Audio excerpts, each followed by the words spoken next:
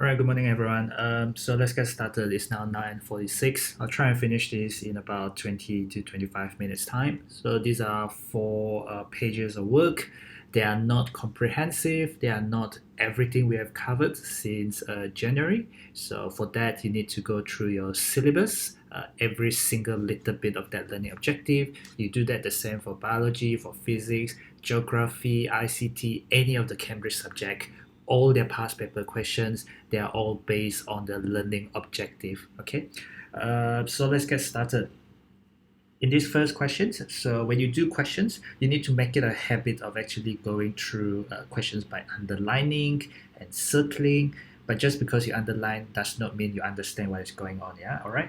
So argon is the element in group 0. We know that group 0 is also the same as group 8 in your periodic table. You are given this in the periodic table. We know that argon is in group 8 because it's part of something called noble gases. And we know that noble gases exist as single atom. We call them monoatomic. This was covered in chemical formula and equations topic. Mono means one, atom means they exist as single atom. Why do they exist as single atom? Because they have fully filled outer shell. When you have fully filled outer shell, because when you have fully filled valence or outermost shell, so that means does not form bond at all. So noble gases are unreactive. They don't form bond with oxygen, with non-metals or with metals. They don't just form any bond at all. Does not form any bond at all. They simply exist as single atoms. On the other hand, diatomic refers to those things like hydrogen, nitrogen, oxygen, chlorine, bromine, iodine. When they talk about these elements, when they say hydrogen, nitrogen, oxygen, blah, blah, blah, they refer them as diatomic. Diatomic means two atom because di means two times. Atoms, well, atomic means atoms, and these are covalently bonded because they are between non-metal and non-metal. This question is very simple. We don't write all of these in exams. When you are sitting for exams or tests, you jump straight to the questions after you read it. One isotope of argon is represented. You have a number in this international format where they are written on the far left-hand side. The top left-hand side is what we call nucleon. Nucleon number is also known as mass number. This is equal to the number of protons plus the number of neutrons. Make sure you can spell properly. The number at the bottom, this is international format. This is not periodic table. This is a smaller number at the bottom. This is called atomic, or you call it proton number. So in order to get the number of neutrons, you just do 40 minus 18, and you can get 40 minus 18. Press that on your calculator. You must have a calculator in exam because you need it for your calculations in your physics as well as chemistry section. This first part is basically asking you what are isotopes. This question is asking you what is isotope or what are isotopes. Well, you know that isotopes are atoms of the same element. They are different atoms, but they are of the same element. If they are of the same element, they must have the same identity. So how do they differ? So if they have the same proton number, there is not difference, there is similarity. The difference is going to be the number of neutrons. So isotopes have different number of neutrons. This is not a complete definition of isotopes because you also have to mention that they have the same proton number, but that is not what the question is asking here. I'm just jumping straight to the point. What is different? Okay. Question number 2, we have aluminium. Aluminium is in period 3 of the periodic table. It's also in group 3. Okay, so it's considered a metal. And the question is asking you, using the electronic structure and the periodic table, explain why it's a metal for 2 marks. So when you want the electronic structure, that means you need the configuration. As you know, first shell 2 electrons, second shell 8 electrons, and then you can get 3 electrons in the third shell. So that is your first shell, your second shell, and your third shell. Therefore, since it goes from first, second, and third, when you go across a periodic table, so you fill the first row. So this is the first period. First period meaning when you go across a periodic table, first period. There's the first row, and then when you go down the group, so down the group, down each group, so each vertical column refer to group 1, group 2, group 3, and so on and so forth. That means they have the same number of outer shell electrons. The same row means they fill up to the same number of shells here. Okay, so the electronic structure is for aluminum atom, because atom doesn't have any charge. So that means the number of electrons equal to the number of protons, which is equal to the atomic number given in your periodic table. Okay, so that is electronic configuration, the electronic structure. Electronic structure, let me write that properly. Electronic structure is 283. So there are 3 valence electrons. So that is using the electronic structure. And then what information can I get? 3 valence electrons means 3 electrons in the outermost shell. Therefore, it is in group 3. It is in group 3. Why is it a metal? Okay, so group 3 metals lose electrons to form positive ions. When you have metals on the left side, so obviously group 3 is slightly to the right already, but we know 1, 2, and 3 are metals. Metals will lose electrons. When you lose negative charge, you become positive charge, so you form positive ions. Positive ions have a name, it's called cations. Okay, so when I lose electrons, I will lose my outermost shell electrons, because my objective is to get to a completely fill out the shell, so it's going to become aluminium 3+. So I just have 2, and then I can draw like 8 like this. Doesn't matter, because electrons are always moving, so I can spread them out like this, or I can draw it like this, as what we have done previously. And then I obviously have 3+, because I have lost 1, 2, and 3. When I lose 3 electrons are going to be negatively charged. That is from your atomic structure topic. When I lose negative charge, I become positively charged. Cations, metal lose electrons to form cations. Okay, moving on to the next question. We have properties. So these are properties. We know conduction of electricity is a very popular one from your topical test. When solid and also when melted. Melted means melting. So you know when melted or molten, it means a liquid state, because you already melted from solid into liquid state. So we know that ionic compound cannot conduct when solid, because the ions are not free to move, but they can conduct when they become liquid, because the ions become free to move. Melting point, a pure substance have a fixed melting point. Think back on your topic 1, think back on your lower secondary, think back on your heating curve. When the temperature remain constant, you know, when you have things like this, where you have temperature in degrees Celsius, you have time, and then you go up, and then the temperature remain constant during the change of state, because you only have a change in temperature when it is not changing state. So this is melting point, and this second one is boiling point. Melting from solid to liquid, boiling from liquid to gas. Solubility in water is another property here, but let's go through this. So first of all, I can see that this is negative, this is low. When I have low melting point, straight away it suggests to me that it's covalent, because you know it's covalent compound, it's a covalent, simple covalent structure. And then this is 63, this is also quite low. Remember that water boils at 100 degrees Celsius, this is melting, this is considered quite low. These values are considered high. So we are thinking about ionic and ionic. Ionic bond between metals and non-metals, covalent bond between non-metal and non-metal. Okay, so we have covalent here. How about that 119? 119 can be considered quite low as well, but you might think that as high. But when you look at this, it does not conduct even when molten. It is not ionic. If it is ionic, it will conduct when it's molten. These are what you are thinking in your head as you are going through these kind of questions, all right? So processing information, not just in chemistry, but in every single of your subject is very, very important. Now use the letters.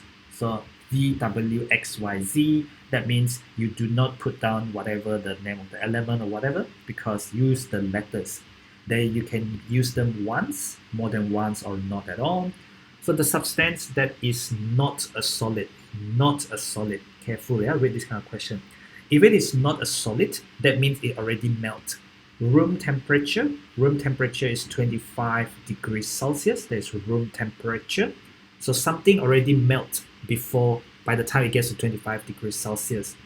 If you think about your lower secondary science, if this is melting point means you go from, okay, let me choose another one. So if this is melting point, you want your 25 degrees Celsius to be higher than the melting point, because you want, by the time you reach here, by the time you reach 25 degrees Celsius, it already melts. By the time you reach 25 degrees Celsius, already melts at 25, before 25 degrees Celsius. So you want your melting point before 25 degrees Celsius. You want it not to be a solid, because it is going to be a solid that way. And then after it melts, after it cair, okay, so it's going to be a liquid until it boils.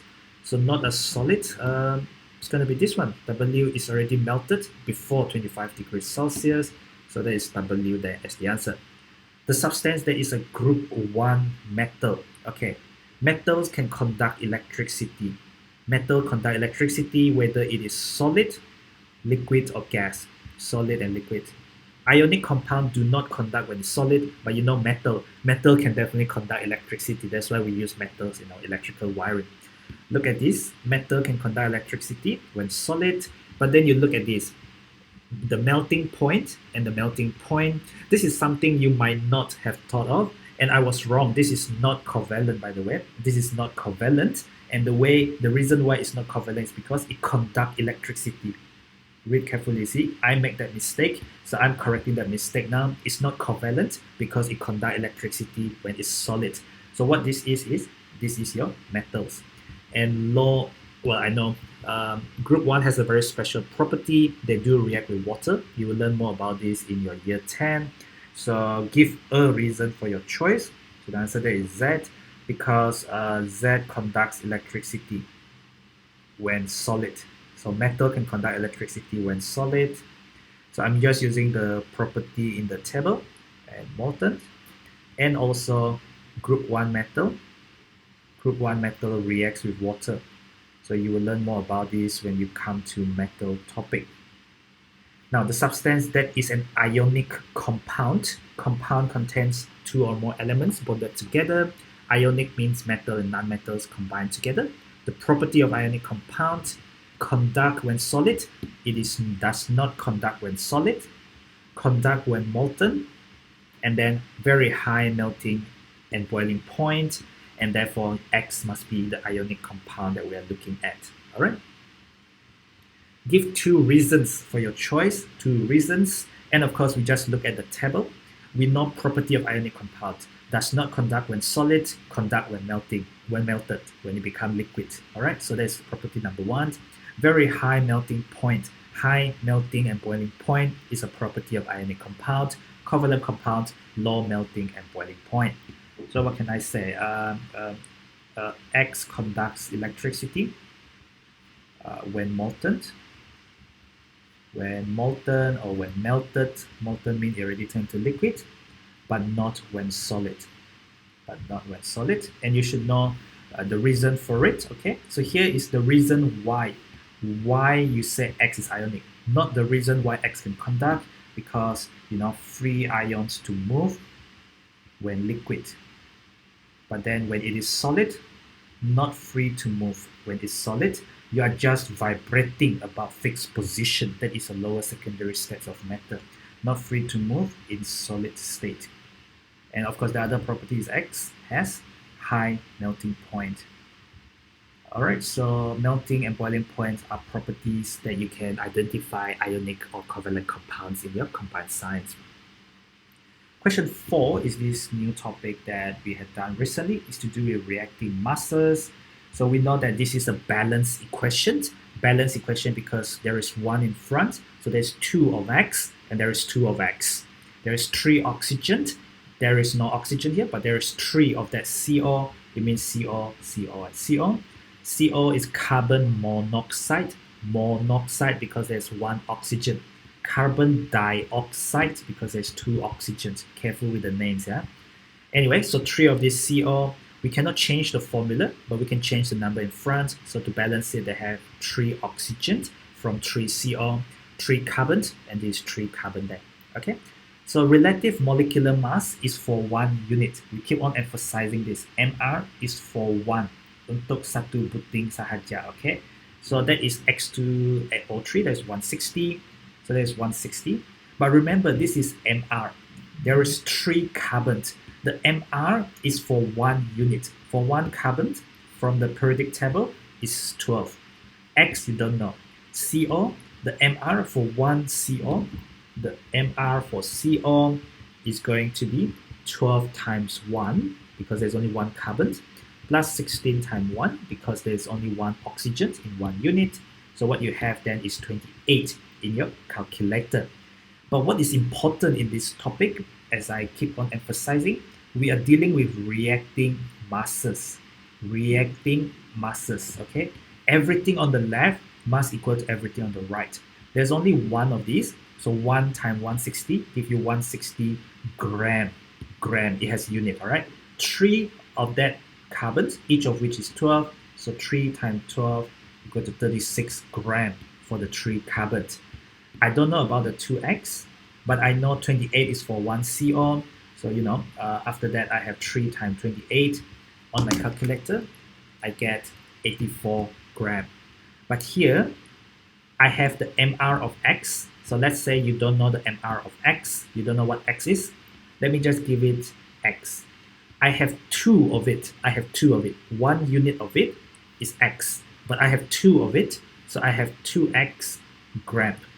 So be careful. X is for 1 unit. That is what they want us to find. X is for 1 unit. They want us the MR, or the relative atomic mass, which is the same as MR. You don't know what X is, but you know the reacting mass is 2X. Everything on the left for the reacting mass, 160 plus 36, because these are masses. Masses. Okay, not the addition of the MR, but the addition of all the masses because of the number in front. This is equal to 2X plus 84. So hopefully you can get 2X equal to 160 plus 36 minus 84. So you can get 2x equal to, press that onto your calculator, you get 112. So this means 2 times x. So x equal to 112 divided by 2.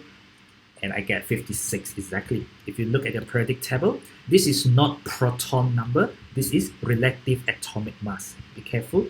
Relative atomic mass is not your proton number. In your periodic table, it tells you where is the relative atomic mass. This is actually iron. Okay. Calculate the mass of carbon that reacts with 8 grams of the oxide. Now, we do not need the answer to the first bit because we can get it from reacting masses. First of all, I will write X2O3, 1 of it, going to carbons. So the mass of carbons, so 3 carbon. So it reacts with 3 carbon. It doesn't go to 3 carbons, but I'm just showing you the relationship. 1 of these reacts with 3 carbons. I use reacting mass, not the MR. So this is 160 times 1, giving you 160 gram, because this is reacting masses. So 3 times 12, giving me 36 gram. So I have 8 gram of the X2O3. So 8.0 gram will give me Y. Because I use X in the first bit, I don't want to confuse people. Okay, cross multiply. As you know, we do reacting masses. So 160 times Y equal to 8.0 times 36. The G is just the unit. So be careful about units. I don't need to show it in my working. But then Y is also mass, so I need to have the unit at the very end of the question. All right. So 8.0 times 36 divided by 160, I get 1.8. That is not the correct answer without the units, because here there's no fill in the blank. So without the unit, you will get this wrong for the 2 marks. Okay. Question number 5, multiple choice questions. You will have a paper 1 exam as well on the exam day as well. So just be careful. Everything that's tested in theory can be multiple choice, can also be a theory paper. Okay, so this is a KOH. this is an alkali, this is an acid. So what you're going to get is you're going to get X, well, X could be this, but then you know that last time I said this is sulfuric acid.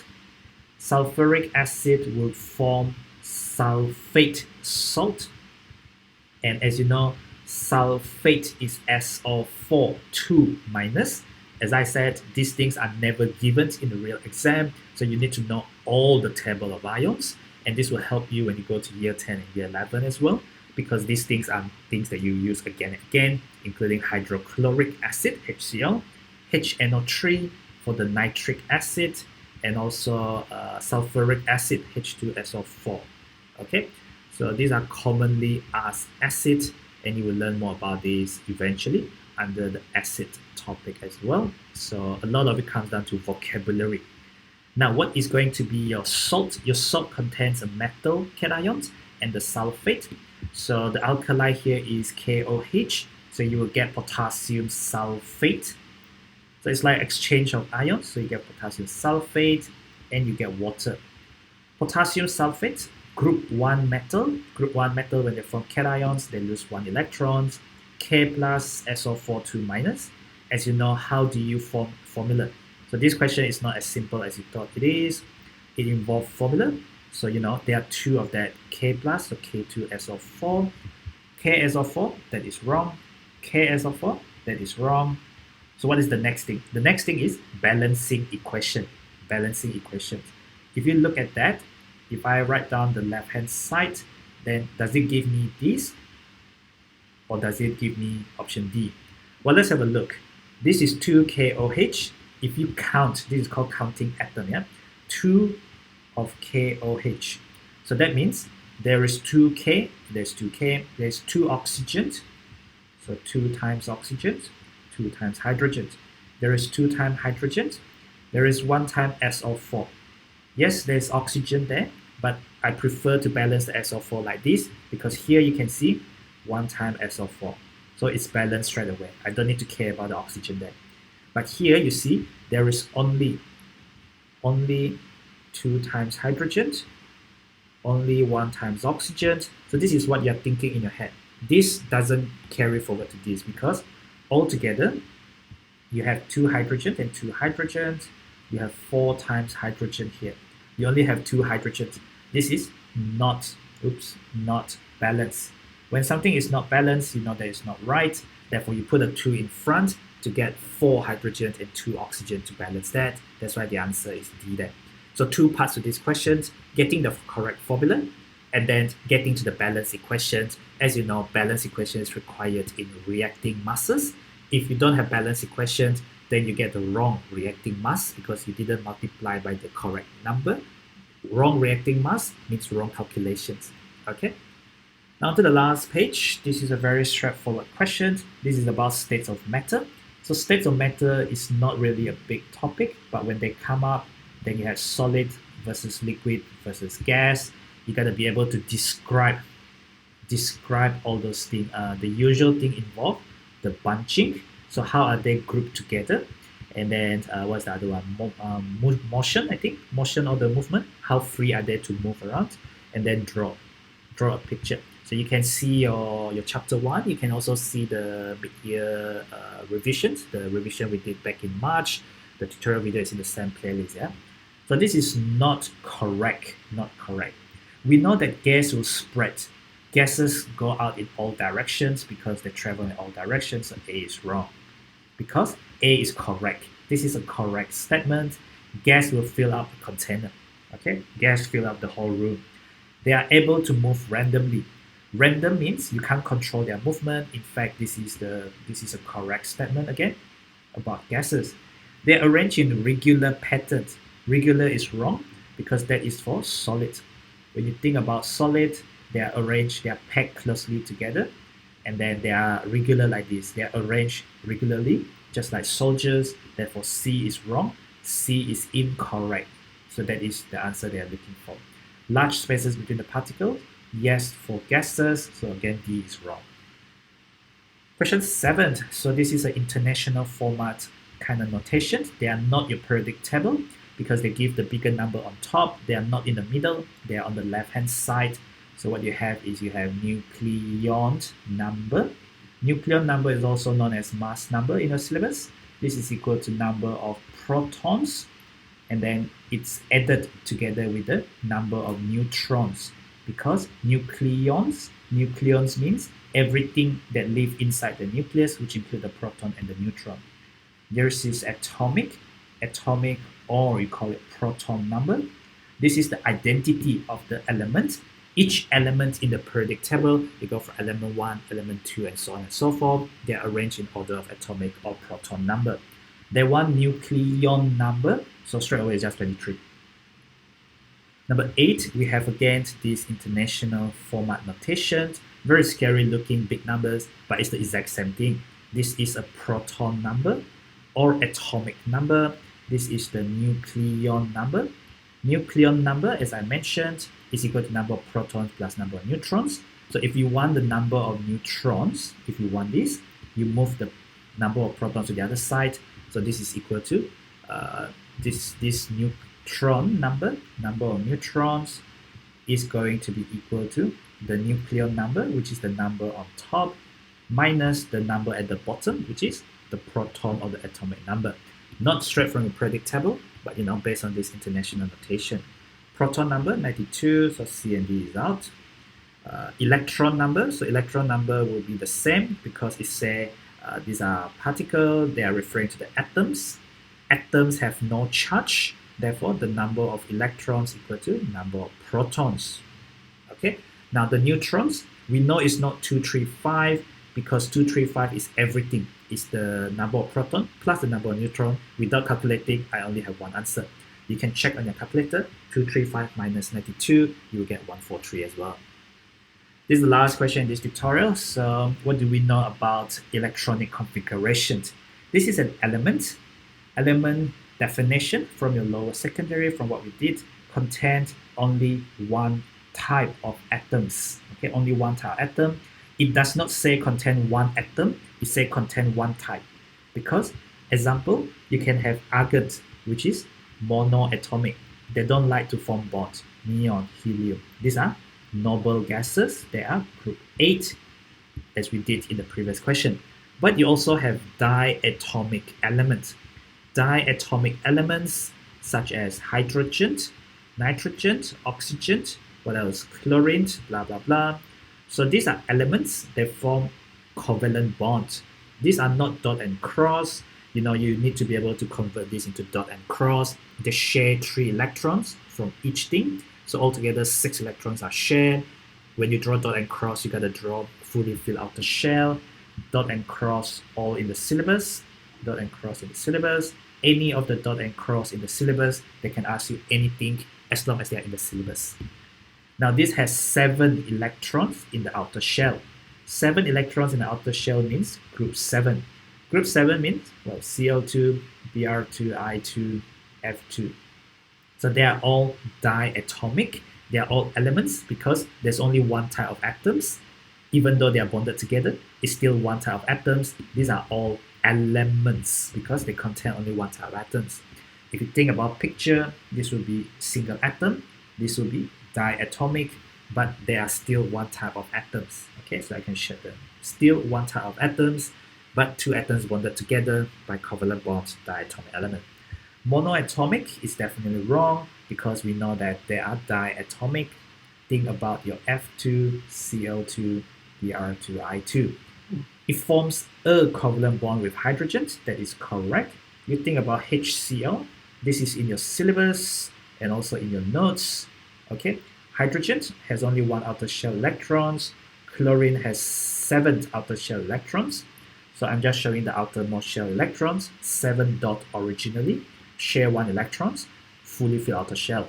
Hydrogen, 1 cross, share 1 electron from the chlorine, and therefore sharing of electrons, non-metal, covalent bond, covalent compound.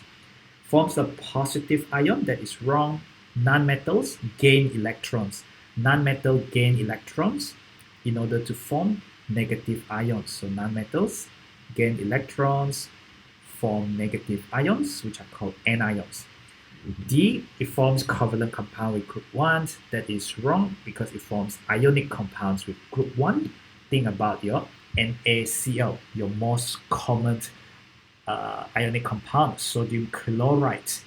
Because there's your table salt. When you eat something salty, that's what you have in your food, sodium chloride. So group 1, they form positive charge ions. Metals, group 1, lose electrons, form positive ions.